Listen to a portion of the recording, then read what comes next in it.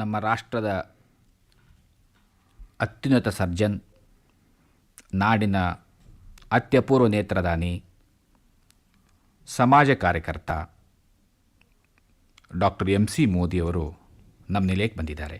ನಮಸ್ಕಾರ ಡಾಕ್ಟರ್ ಮೋದಿಯವರೇ. ನಮಸ್ಕಾರ ಶಿವಶಂಕರ್ ಅವರೇ. ತಾವು ಧಾರವಾಡ ನಾಡಿನವರು, ನನಗೆ ಗೊತ್ತದ.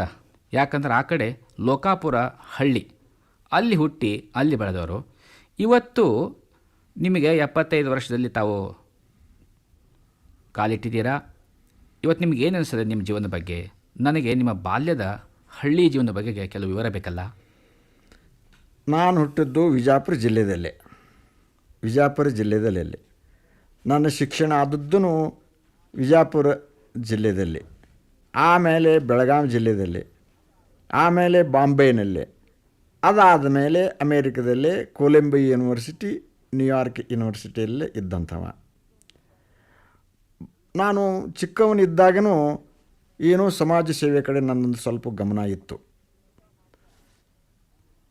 ಇದನ್ನೆಲ್ಲ ಮಾಡ್ತಾ ನಾನು ಶಿಕ್ಷಣ ತಗೊಂಡ ಮೇಲೆ ಮುಂಬೈದಲ್ಲೇ ಯಾವಾಗ ಪೋಸ್ಟ್ ಗ್ರ್ಯಾಜುಯೇಟ್ ಕೋರ್ಸ್ ಇನ್ ಆಪ್ಥಾಲ್ಮಾಲಜಿ ತಗೊಳ್ಳೋ ಕಾಲಕ್ಕೆ ನಾನು ಬರೀ ಕಣ್ಣಿಂದ ಅಭ್ಯಾಸ ಮಾಡಿ ಬಿಡಲಿಲ್ಲ.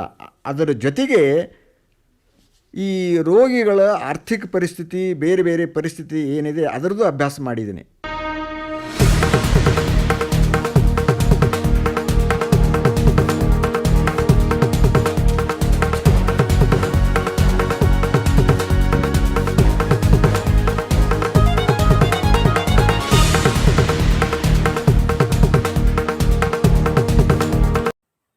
ಎಲ್ಲರಿಗೂ ನಮಸ್ಕಾರ.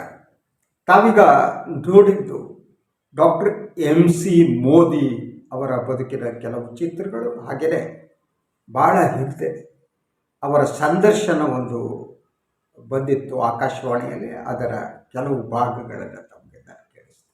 ಯಾಕೆಂದರೆ ಇವತ್ತಿನ ಬಹುತೇಕ ಜನರಿಗೆ ಡಾಕ್ಟರ್ MC ಮೋದಿ ಅವರ ಸಾಧನೆ, ಅವರ ಸೇವೆ ಈ ಯಾವ ಅರಿವು ಇಲ್ಲ. ಸೊ ಆ ಸಂದರ್ಶನ ತುಂಬ ಚೆನ್ನಾಗಿದೆ. ನಾನು ಇನ್ನೊಂದಿನ ಅದನ್ನು ತೋರಿಸ್ತೀನಿ. ಸ್ವಲ್ಪ ಕೆಲವು ತಳುಕುಗಳನ್ನು ಮಧ್ಯೆ ತೋರಿಸ್ತೀನಿ. ಈಗ ಡಾಕ್ಟರ್ MC ಮೋದಿ ಅವರ ಆಸ್ಪತ್ರೆಯ ಕರ್ಮಕಾಂಡ ಏನಿದೆ ಅದು ಪ್ರಧಾನಿ ನರೇಂದ್ರ ಮೋದಿಯವರನ್ನು ತಲುಪಿದೆ.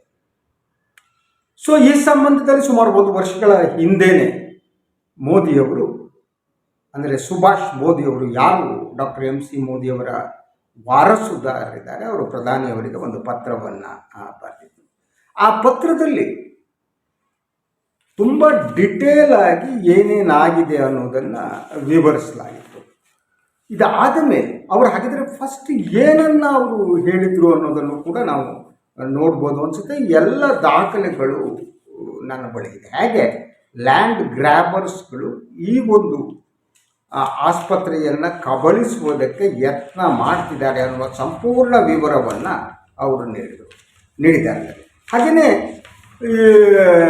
ದಟ್ ಪೊಲೀಸ್ ರಕ್ಷಣೆ ನೀಡದೇ ಇರೋದ್ರ ಬಗ್ಗೆ ರಾಜ್ಯ ಸರ್ಕಾರ ಈ ಬಗ್ಗೆ ಏನನ್ನು ಮಾಡ್ತಾ ಇಲ್ಲ ಅಂತ ಕೂಡ ಅವರು ಅದನ್ನು ಪತ್ರದಲ್ಲಿ ಹೇಳಿದ್ದಾರೆ. ಸೊ ಅವರು ಹೇಳ್ತಾ ಹೋಗ್ತಾರೆ, ಅವರ ಬಗ್ಗೆ ವಿವರಿಸ್ತಾರೆ. Doctor MC Modi known for his noble charitable work. Padmashri doctor Murugappa Channaveerappa Modi was a renowned ophthalmologist and eye surgeon appreciated worldwide. He was the pioneer of mass eye surgeon in India. ಹೀಗೆ ಅದನ್ನು ವಿವರಿಸ್ತಾ ಹೋಗ್ತಾರೆ. ಹಾಗೆಯೇ ಗಿನ್ನಿಸ್ ವರ್ಲ್ಡ್ ರೆಕಾರ್ಡನ್ನು ಅವರು hack ಮಾಡಿದ್ರು. ಇಡೀ ಅವರ ಬದುಕನ್ನು ಈ ಪತ್ರದಲ್ಲಿ ಅವರು ವಿವರಿಸಿದ್ದಾರೆ. ಸೊ ಅವರಿಗೆ ಪದ್ಮಶ್ರೀ ಮತ್ತು ಪದ್ಮಭೂಷಣ ಪ್ರಶಸ್ತಿ ಬಂದಿದ್ದು, ಹಾಗೆಯೇ 1954ರಲ್ಲಿ ಅವರಿಗೆ ಡಾಕ್ಟರೇಟ್ ಬಂದಿದ್ದು, ಇನ್ನು 65ರಲ್ಲಿ ಅವರಿಗೆ ಪದ್ಮಭೂಷಣ ಬಂದಿದ್ದು. ಹೀಗೆ ಎಲ್ಲವನ್ನು ಅವರು ವಿವರಿಸ್ತಾ ಈಗ ಏನಾಗಿದೆ ಅನ್ನೋದನ್ನು ವಿವರಿಸ್ತಾರೆ. 2014ರಲ್ಲಿ ಡಾಕ್ಟರ್ ಅಮರನಾಥ್ ಮೋದಿ, ಅಂದರೆ ಡಾಕ್ಟರ್ MC ಮೋದಿಯವರ ಪುತ್ರ ತೀರಿಕೊಂಡ ಮೇಲೆ ಈ ಟ್ರಸ್ಟ್ ಆಸ್ತಿಯನ್ನು ಹೊಡೆಯೋದಕ್ಕೆ ಯಾರ್ಯಾರು ಯತ್ನ ಮಾಡಿದ್ರು ಅಂಥೇಳಿ ಅವರು ವಿವರಿಸ್ತಾ ಹೋಗ್ತಾರೆ.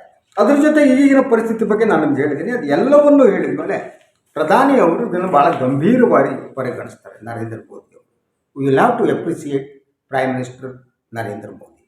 ಸೊ ಅವರ ಕಚೇರಿಗೆ ಸೂಚನೆ ಕೊಟ್ಟು ಕಚೇರಿ ತಕ್ಷಣ ಕಾರ್ಯೋನ್ಮುಖ ಮಾಡುತ್ತೆ. ಕಾರ್ಯೋನ್ಮುಖವಾಗಿ ಇವರಿಗೂ ಒಂದು ಪತ್ರ ಹಾಕುತ್ತಾರೆ.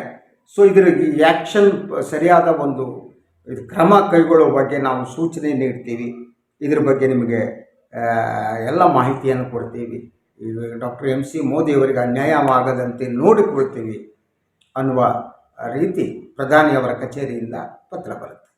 ಅದರಂತೆ ಇದಕ್ಕೆ ಸಂಬಂಧಪಟ್ಟಿದ್ದಂತೆ ಎಲ್ಲ ಪ್ರಧಾನಿ ಕಚೇರಿ ತರಿಸಿಕೊಂಡಿದೆ ಅಂತ ಹೇಳಲಾಗ್ತಾ ಇದೆ. ಇದು ಎಷ್ಟರ ಮಟ್ಟಿಗೆ ನಿಜ ಅನ್ನೋದು ಇದು ಕನ್ಫರ್ಮ್ ಇಲ್ಲ ನನಗೆ, that I will tell you. Anyway that active ಆಗಿ ಪ್ರಧಾನಿ ನರೇಂದ್ರ ಮೋದಿಯವರು ರಾಜ್ಯ ಸರ್ಕಾರದ ಅಧಿಕಾರಿಗಳಿಗೆ ಪತ್ರ ಬರೆದು ಕೊಂಡ್ರೆ ಎಲ್ಲ ಮಾಡ್ತಾರೆ. ಇದಾಗಿ ಎಲ್ಲ ಈ ಸೂಚನೆ ಬಂದ ಮೇಲೂ ಅಂದರೆ appropriate action should be taken ಅಂತ, ಇದಕ್ಕೆ ಸರಿಯಾದ ಕ್ರಮವನ್ನು ಕೈಗೊಳ್ಳಬೇಕು ಅನ್ನುವ ಸೂಚನೆ ಪ್ರಧಾನಿ ಕಚೇರಿಯಿಂದ ಬರುತ್ತೆ. ಆದರೆ ಇದು ಬಂದರೂ ಕೂಡ ರಾಜ್ಯ ಸರ್ಕಾರ ಏನನ್ನೂ ಮಾಡಲ್ಲ. ಕನಿಷ್ಠ ಕೆಲವು ದಿನಗಳ ಕಾಲ ಪೊಲೀಸ್ ರಕ್ಷಣೆಯನ್ನು ಅವ್ರಿಗೆ ಕೊಡಲಾಗತ್ತೆ, ಅದಾದಮೇಲೆ ಕೊಡೋದೇ ಇಲ್ಲ. ಅವರು ಕೇಳೋದು ಭಾಳ ಸರಳವಾಗಿ, ಏನು ದಾವಣಗೆರೆ ಜಿಲ್ಲಾಧಿಕಾರಿಗಳಿಗೆ ಏನು ಸೂಚನೆ ಕೊಡ್ತಾರೆ ಅದಾದ ಮೇಲೆ ಬೇರೆ ಬೇರೆ ಕೋರ್ಟ್ಗಳಿಗೇನಿವೆ, ಕೋರ್ಟ್ಗಳು ಯಾವ ರೀತಿ ಆದೇಶಗಳು ನೀಡ್ತವೆ ಅಂತ ಅಂದರೆ ಇವರು ಪರವಾಗಿ ನೀಡ್ತವೆ. ಎಲ್ಲದೂ ಇದಾದರೆ ಸಮಸ್ಯೆ ಅಂದರೆ take over of the hospital. ಇವರಿಗೆ ತಗೊಳ್ಳೋಕ್ಕೆ ಆಗಲ್ಲ, ಯಾಕಂದರೆ ಅಲ್ಲಿ ಪಟ್ಟಭದ್ರ ಹಿತಾಸಕ್ತಿಗಳು ರಾಜಕೀಯ ಶಕ್ತಿಗಳ ಜೊತೆ ಸೇರ್ಕೊಂಡು ಕೂತ್ಕೊಂಡ್ಬಿಟ್ಟಿವೆ. ಆಸ್ಪತ್ರೆಯಿಂದ ಹೊರಗೆ ಟ್ರಸ್ಟಿಗಳು. ಆದರೆ ಅಲ್ಲಿ ವ್ಯವಹಾರ ನಡೆಸೋದು ಬೇರೆ. ಕೆಲವು ಮೂಲಗಳ ಪ್ರಕಾರ ಅಲ್ಲಿ ಕ್ಯಾಶ್ ವ್ಯವಹಾರ ಆಸ್ಪತ್ರೆಯಲ್ಲಿ ಜಾಸ್ತಿ ನಡೀತಾ ಇದೆ. ಕಿಶೋರ್ ಮಾನೆ ಏನು ಯಾರಿದ್ದಾರೆ ಅವರ ನೇತೃತ್ವದಲ್ಲಿ ಕ್ಯಾಶ್ ವ್ಯವಹಾರಗಳನ್ನೇ ಮಾಡ್ತಾರೆ. ಯಾಕಂದರೆ ನೀವು ಏನಾದರೂ ಚೆಕ್ನ ತೆಗೆದ ಟ್ರಸ್ಟಿಗೆ ಹೋಗುತ್ತೆ, ಅಂದರೆ ಟ್ರಸ್ಟನ್ನು ಒಂದು ರೀತಿ ಸಪ್ರೇಟ್ ಮಾಡಿದಾಗುತ್ತೆ. ಎಲ್ಲ ನ್ಯಾಯಾಲಯದ ಆದೇಶ ಇದ್ದರೂ ಕೂಡ ಮೋದಿಯವರಿಗೆ ಅಲ್ಲಿ ಎಂಟ್ರಿ ಇಲ್ಲದಿರುವ ಸ್ಥಿತಿ ನಿರ್ಮಾಣ ಆಗುತ್ತೆ. ಅದರ ಜೊತೆಗೆ ಅಲ್ಲಿರುವ ಕಿಶೋರ್ ಮಾನೆ ಅಲ್ಲಿರುವ ಕೆಲ ಸಿಬ್ಬಂದಿಗಳನ್ನು ಎತ್ತು ಕಟ್ಟು ತನ್ನ ಪರವಾಗಿ ಇಟ್ಕೊಬಿಟ್ಟು ಇವರ ವಿರುದ್ಧ ಏನಾದರೂ ಮಾಡಬೇಕು, ಹೊರಗೆ ಹಾಕೋದಕ್ಕೆ ಸುಭಾಷ್ ಮೋದಿ. ಅದರ ಜೊತೆಗೆ ನನಗೆ ಬಂದ ಮಾಹಿತಿಯ ಪ್ರಕಾರ ಅದು ಕನ್ಫರ್ಮ್ ಆಗಬೇಕು, ಕರ್ನಾಟಕದ ಬೇರೆ ಬೇರೆ ಕಡೆಯಿಂದ ಕೆಲವು ಆಸ್ತಿಗಳೇನಿವೆ ಮೋದಿ ಟ್ರಸ್ಟ್ದು, ಆ ಆಸ್ತಿಗಳನ್ನು ಕೂಡ ಮಾರಾಟ ಮಾಡಲಾಗಿದೆ ಅನ್ನುವ ವರ್ತಮಾನ ಇದೆ. ದಾಖಲೆಗಳನ್ನು ತಿದ್ದಿ ಕಿಶೋರ್ ಮಾನೆಯವರು ಕೆಲವು ಆಸ್ತಿಗಳನ್ನು ಮಾರಾಟ ಮಾಡಿರಬೇಕು ಅಂತ ಹೇಳಲಾಗ್ತಾ ಇದೆ, ಅದು ಕೂಡ ಇದೆ. ಸೊ ಇಂಥ ಸಿಚುವೇಶನ್ನಲ್ಲಿ ಮೋದಿಯವರ ಆದೇಶವನ್ನು ಕೂಡ ಪಾಲಿಸೋದಕ್ಕೆ ಸಾಧ್ಯ ಇಲ್ಲದಿರುವ ಸ್ಥಿತಿ ಯಾಕೆ ನಿರ್ಮಾಣ ಆಗಿದೆ? ರಾಜ್ಯ ಸರ್ಕಾರ ಶುಡ್ ಆ್ಯಕ್ಟ್. ದೇಶದ ಪ್ರಧಾನಿಯವರು ಸೂಚನೆ ಕೊಟ್ಟು ಅವ್ರ ಕಚೇರಿಯಿಂದ ಸೂಚನೆ ಬರುತ್ತೆ, ಆದರೂ ಇವರು ಪಾಲನೆ ಮಾಡಲ್ಲ. ಅಂದರೆ ಇವರು ಸುತ್ತಮುತ್ತಲು ಎಂಥ ಪವರ್ಫುಲ್ ಜನ ಇರಬೇಕು. ಸೊ ಯಡಿಯೂರಪ್ಪನವರ ಕೊನೆಯ ದಿನದಲ್ಲೇ ಪ್ರಧಾನಿ ಕಚೇರಿಯಲ್ಲಿ ಸಂಪರ್ಕದಲ್ಲಿರುತ್ತೆ ಮತ್ತು ಈ ಟ್ರಸ್ಟನ್ನು ಉಳಿಸಿ ಅಂತ ಹೇಳುವ ಸೂಚನೆಯನ್ನು ಕೊಟ್ಟಿರುತ್ತೆ ಅಧಿಕಾರಿಗೆ. ಅವರು ಏನು ಮಾಡಿದ್ರೆ ಒಟ್ಟೋರು ಯಡಿಯೂರಪ್ಪ. ಅದಾದಮೇಲೆ ಬೊಮ್ಮಾಯಿಯವರು ಬಂದರು. ಬೊಮ್ಮಾಯಿಯವರಿಗೂ ಕೂಡ ಎಲ್ಲ ರೀತಿಯ ವಿವರಗಳನ್ನು ಕೊಡಲಾಯಿತು. ಆದರೆ ಅಧಿಕಾರಿಗಳು ಇವರೆಲ್ಲ ಸೇರ್ಕೊಬಿಟ್ಟು ಪೊಲಿಟಿಕಲ್ ಪ್ರೆಷರಿಂದ ಯಾವ ಕೆಲಸವನ್ನು ಮಾಡಲ್ಲ, ಏನನ್ನೂ ಮಾಡಲ್ಲ, ಕ್ರಮ ಕೈಗೊಳ್ಳಿ ಅಂದಿಲ್ಲ. ಪ್ರಧಾನಿಯವರು ಹೇಳಿದ್ ಮಾಡಿದ್ಮೇಲೆ ಇನ್ನೇನ್ರಿ ಉಳಿದಿದೆ ಇಲ್ಲಿ? ಈ ದೇಶದಲ್ಲಿ ಇನ್ನು ಯಾರ ಹತ್ರ ಹೇಳ್ಬೇಕಾ? ಯಾರು ಅಮೇರಿಕ ಪ್ರೆಸಿಡೆಂಟ್ ಹತ್ರ ಹೇಳಿಸ್ಬೇಕಾ? ಯಾರ ಹತ್ರ ಹೇಳಿಸ್ಬೇಕು? ಇಂಗ್ಲೆಂಡ್ ಪ್ರಧಾನಿ ಹತ್ರ ಹೇಳಿಸ್ಬೇಕಾ? What type of nonsense it is? Karnataka government should act. ಪ್ರತಿ ಒಂದು ಕೂಡ ಸುಭಾಷ್ ಮೋದಿ ಅವರ ಪರವಾಗಿದೆ. ಹಾಗಿರುವಾಗ ಏನು ಇವರಿಗೆ ದಾಡಿ ಇವರಿಗೆ ಮಾಡೋದಕ್ಕೆ?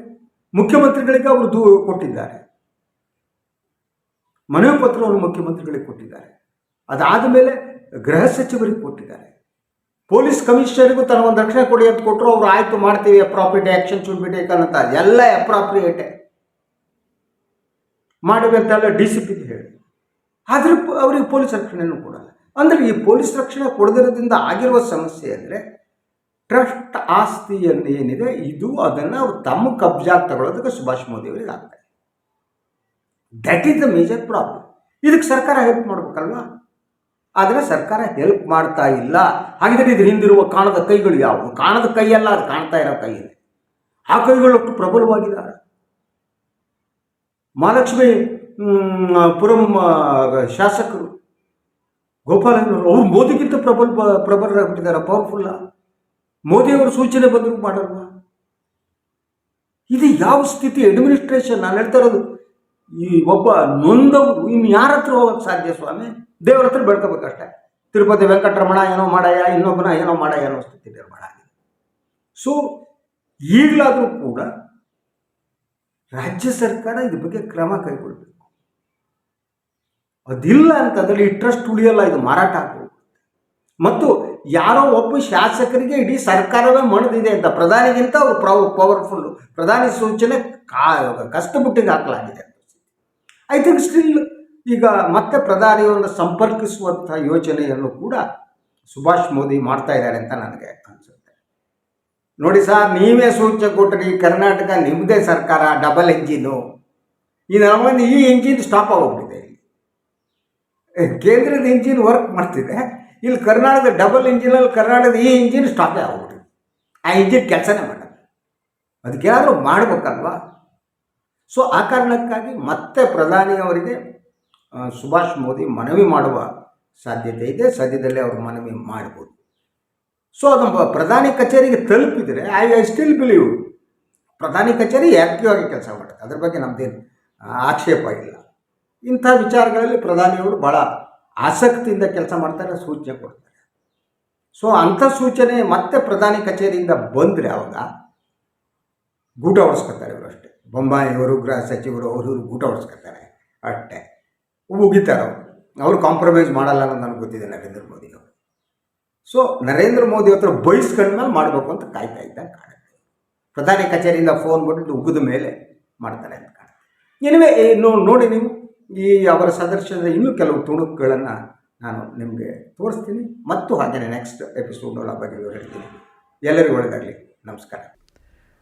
ನಾನು ಪೋಸ್ಟ್ ಗ್ರ್ಯಾಜುಯೇಟ್ ಕೋರ್ಸ್ ತಗೊಳ್ಳೋ ಕಾಲಕ್ಕೆ ಅಲ್ಲಿ ಎಮಿನೆಂಟ್ ಕಣ್ಣಿನ ಡಾಕ್ಟ್ರುಗಳೇನಿದ್ದಾರೆ ನನಗೆ ಆಪರೇಷನ್ಸ್ ಮಾಡೋಕ್ಕೆ ನನಗೆ ಬಹಳ ಚಾನ್ಸ್ ಕೊಡ್ತಿದ್ರು. ಅವಾಗ ನಾನು ಎರಡೂ ಕೈಲೇ ಅವು ಒಳ್ಳೆ ರೀತಿಯಿಂದ ಆಪರೇಷನ್ ಮಾಡ್ತಿದ್ದರಿಂದ ನನಗೆ ಬಹಳ ಚಾನ್ಸ್ ಕೊಟ್ರು ಆ ವೇಳೆಗೆ. ಮತ್ತು ಪ್ರತಿಯೊಂದು ರೋಗಿಗಳಿಗೆ ನೀವು ಇಲ್ಲಿ ಹೇಗೆ ಬಂದ್ರಿ, ಇದನ್ನೆಲ್ಲ ಅವ್ರ ಪರಿಸ್ಥಿತಿ ಏನು ಅದನ್ನು ಕೇಳುವ ಕಾಲಕ್ಕೆ ಅವ್ರು ಹೇಳ್ತಾಯಿದ್ರು, ಡಾಕ್ಟ್ರೇ ನಾವು ಭಾಳ ಬಡವರು, ನಮ್ಮ ಹತ್ತಿರ ಏನಿಲ್ಲ, ಬರುವ ಕಾಲಕ್ಕೆ ನಾವು ಎಮ್ಮೆ, ಹಸು, ಆಭರಣ, ಪಾತ್ರೆ, ಭೂಮಿ, ಮನೆ ಮಾರಬೇಕಾಯ್ತು, ಇಂಥೆಲ್ಲ ಈಗೆಲ್ಲ ಹೇಳ್ತಾಯಿದ್ರು. ಆವಾಗ ಆ ಸಮಯದಲ್ಲೇ ನನ್ನ ಮನಸ್ಸಿನಲ್ಲಿ ಬಂತು ಏನೋ ಒಂದು ವಿಚಾರ, ಭಾರತ ದೇಶದೊಳಗೆ ಮಾತ್ರ ಇದು ನಾವು ಎಲ್ಲೋ ಒಂದು ದೊಡ್ಡ ಪಟ್ಟಣಕ್ಕೆ ನೀವು ಅವು ಬರಬೇಕು ಅಂಥೇಳಂದ್ರೆ ಅವ್ರು ಬರಲಿಕ್ಕೆ ಆಗೋದಿಲ್ಲ, ನಾವು ಅವ್ರ ಕಡೆ ಹೋಗಬೇಕು ಅಂಥೇಳಿ.